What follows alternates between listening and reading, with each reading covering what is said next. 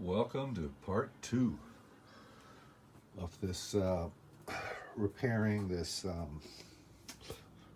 the trunk on the W124 1992 300E. And this is the trunk handle. I guess it helps you open it. Two little holes are the reverse lights. And this thing is broken in 1, 2, 3, 4 places. So I'm going to try to repair it. You know, it might work, it might not work.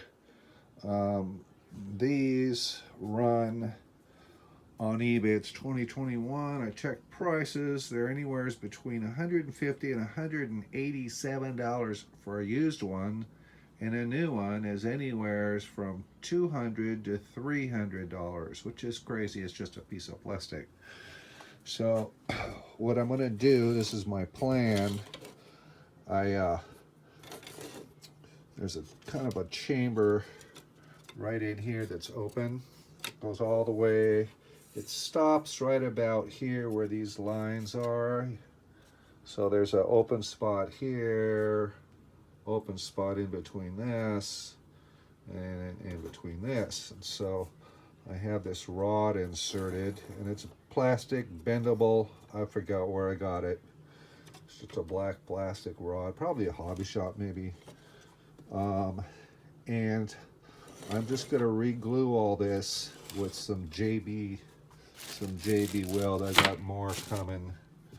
I've used this on Mercedes parts before, and it's held up. Sometimes it doesn't hold up, but most of the time it does. And the trick of it is you have to rough the area up where you're going to glue it. And I'm going to go over it with some sandpaper, whatever I can get to. But I did use a Dremel with mini wire wheels just to clean everything up.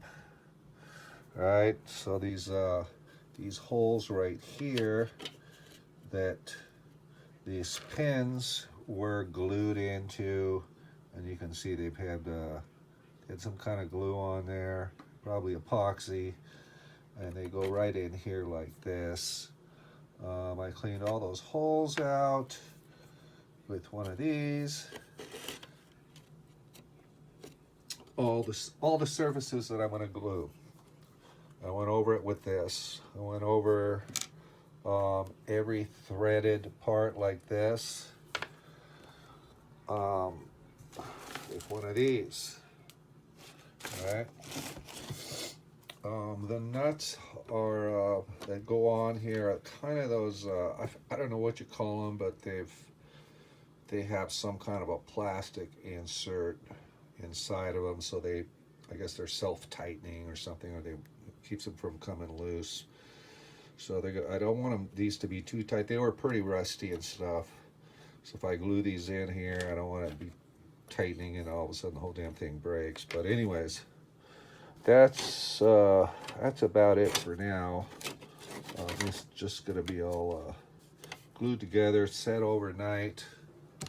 Got a wonderful little plastic part here that'll glue in also, like that. And hopefully, and this thing does have kind of a curvature to it like this. First I had a brass rod. I was going, oh, perfect. I had this big long brass ground rod that fit perfectly in there. But then I said, shoot, it's not working right. That's because this thing has just a slight curvature going this way when it's on the trunk. Anyways, this is, stay tuned, we'll see what happens. Okay, just to show you what I'm doing here. So there was big old crack separation. I got another one right here I got to work on to get this to, this will all sand down just like Bondo, which is the nice part. I'm just going to put it in like this thing here, and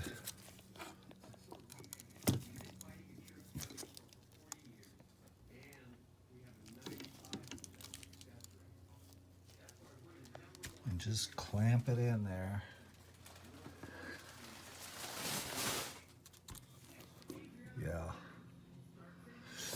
to mix it, I just follow the directions. I use old Amazon cards, cut them, use it as a mixer, and then just a screwdriver or something like this. And just let this sit for a while. It's basically epoxy. It's like Bondo, but okay, so that's what I have to do the entire thing. I did both sides where every screw had a crack going around it. Hopefully that'll work. Okay, so I've got it done. It's all glued together.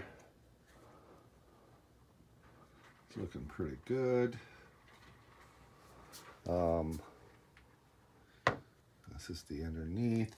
It's not perfect, but I left a lot of JB Weld on there so that there's kind of thick spots holding it together. Got all the pins back in. So what I did is first I glued it, and I primed it, or adhesion primer, sprayed on clear. Then I painted with just some black spray paint. It didn't look real good. There was still a lot of cracks that you saw right along the part that you see. So I sanded a little bit in those areas, used some of this. I wet sanded it in the kitchen sink. Don't tell my wife. And then sanded it down even more. Wet sand down 400. And then I used that Dip It spray paint, that rubberized coating, which will work out okay. It gives it kind of a texture. You know, like the old thing kind of had a texture look to it.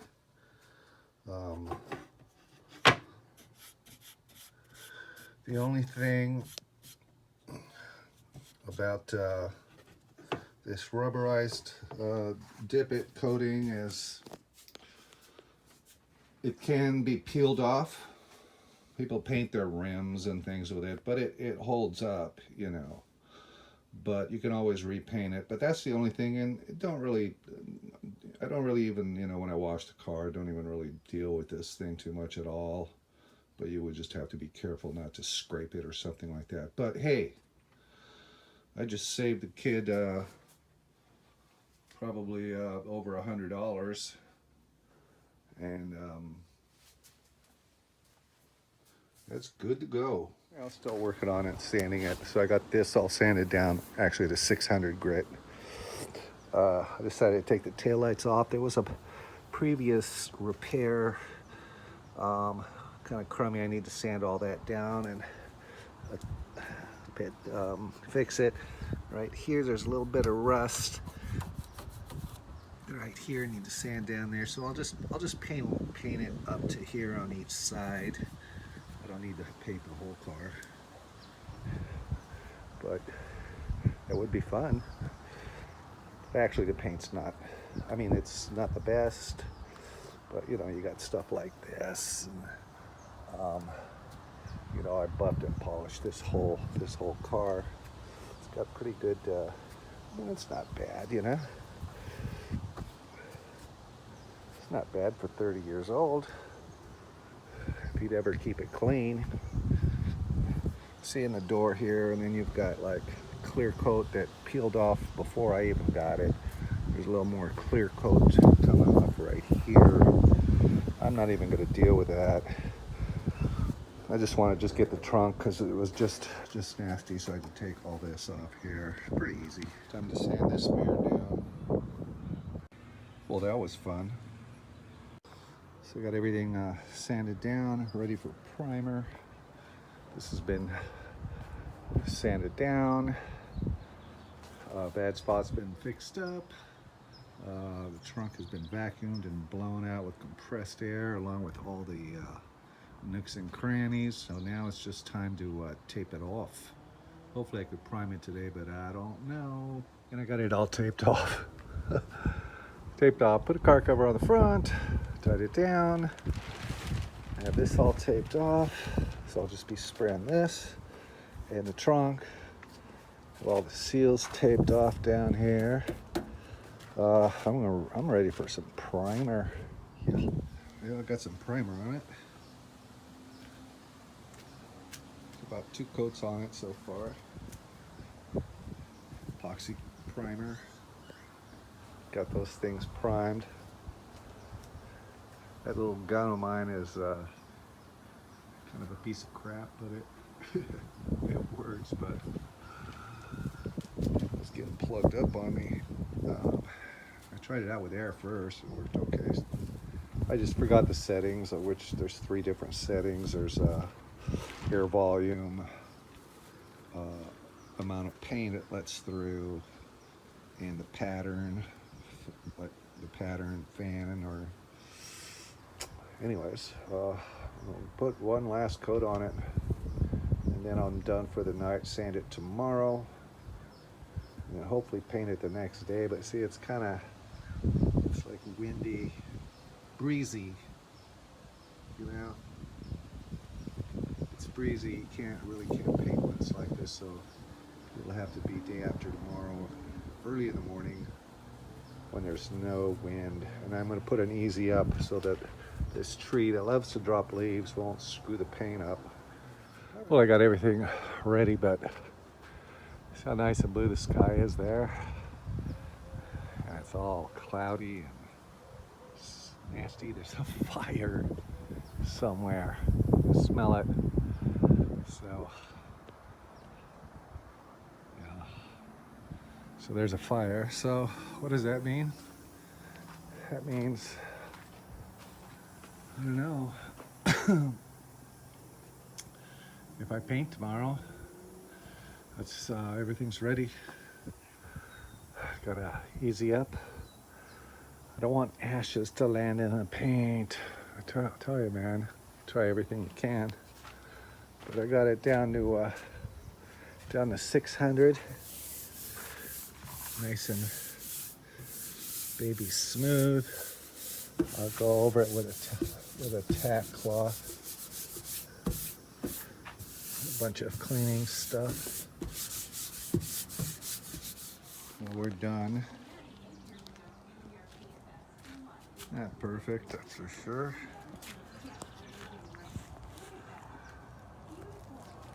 Got some runs. Don't have any runs on the top up here.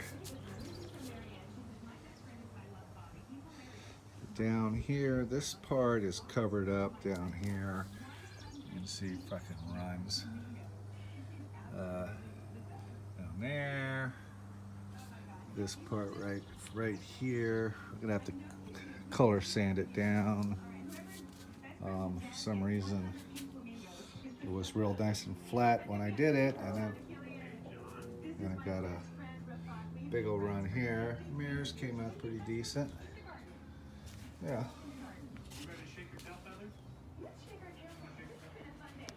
This thing is pretty shiny. Looks better than Peely coat. I'll be color sanded. I put 4 coats down so it could be color sanded, flat, and then buffed out with compound. Anyways, big part's done. Okay, so fixing up some of this stuff. This car's 30 years old. It's 300E, 1992. And you know, I had one video where I was replacing I think it was a motor or something for a window. I think it was the driver's side. And I had fixed these little pins that break off. They all seem to do it. And you can buy a new one of these, but you know what? I'm cheap, so this is a way that I fix my stuff up, so I don't nickel and dime you to death. This was the Amazon card that I just cut up with a pair of good scissors. Bend it, do whatever you want, and then JB Weld. This is the quick set stuff. There's the regular stuff is like overnight type epoxy. This stuff sets up in 4 minutes, which is good for what I'm doing right now, because the passenger side, when I took the passenger side off, the tab broke off. So I took a Amazon card, bent it, glued it, put two little sides on each thing, and it's good. It's, you know, it's been on there for like 10 minutes. I'm gonna go put it on.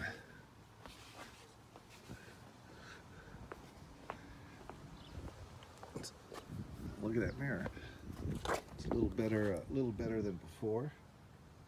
Could have used a little more paint right there, but you know what? It works for now. So I just throw this on here like this. That goes into the little hole.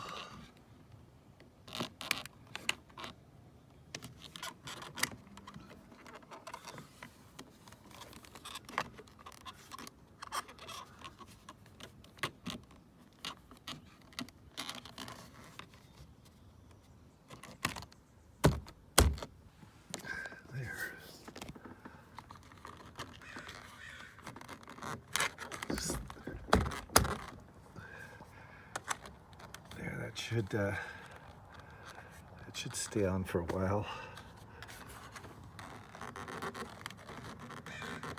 Everything is so bent up on these cars. Kind of wish it went like this a little bit more, but at least it won't fall off when you open the door and end up in the gutter.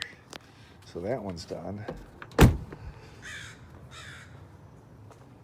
Then I've got this one here. This mirror came out pretty decent. Do a little cleaning up on the edges. I gotta wait for the paint to dry. I got a lot of runs on the vertical surfaces of the trunk. So this goes down here.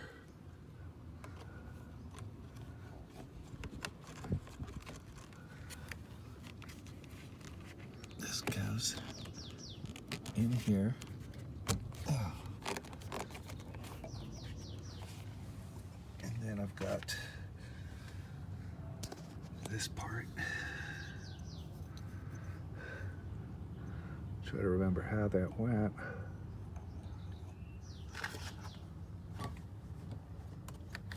Yeah, there's a little holder for it, but it took off last time I took it apart. Yeah, push it. There.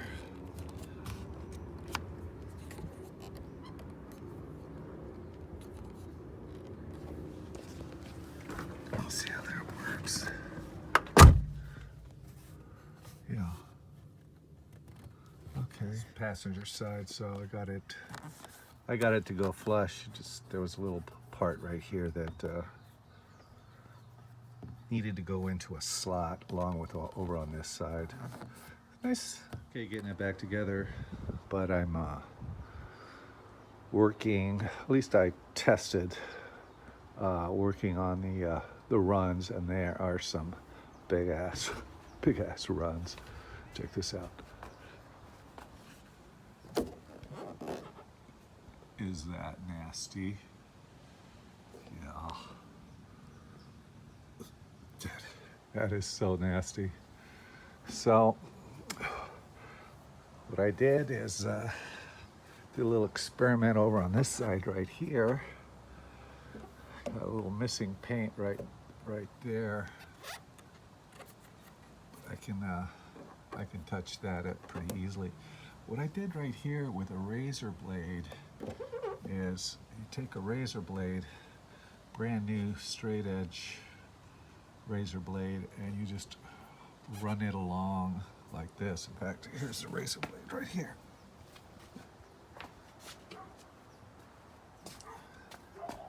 Like this. Like, see, there was a real big, it's a sag. So you just run it along where the sag or run is, and you just do it with two hands, but you get the picture. You go along and you just cut the run out. You know, like say, they got most of these big ones out, but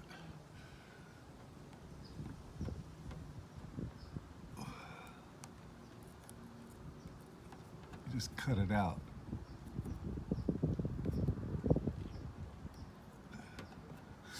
And then then I took sandpaper, wet sanded it. I think I did 400, 600, 800, 1200, 2500, and just some polishing compound. And I'm pretty sure I can get all of this out, which is pretty good.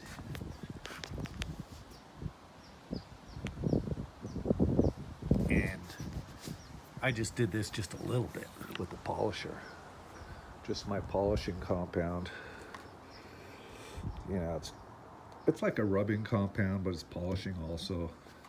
I got a bunch of it that I bought, so I was looking at buying some other stuff, and some of it's really expensive. Then there's another method where you get polyester body filler. It sets real quick, and you get the run out with the razor blade, and then you put this stuff on there, and then you start wet sanding it, and it shows you where the run is, and you keep sanding until you don't see it.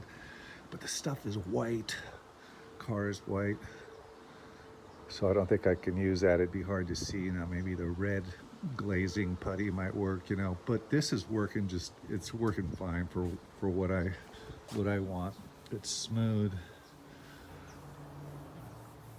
feels good. I can color sand the top here, make a mirror finish in a neighborhood, you know. I think it came out okay, except for the runs. Everything else is, you know, how much did I spend? Well, I already had all this other stuff laying around from other jobs from a year ago. And then for this, my son bought the primer, which was about $59. I just spent, I think, about $9 on Amazon for a 3-inch attachment that goes on a regular drill motor, and it has a bunch of different foam wheels and some cloth bonnets for it.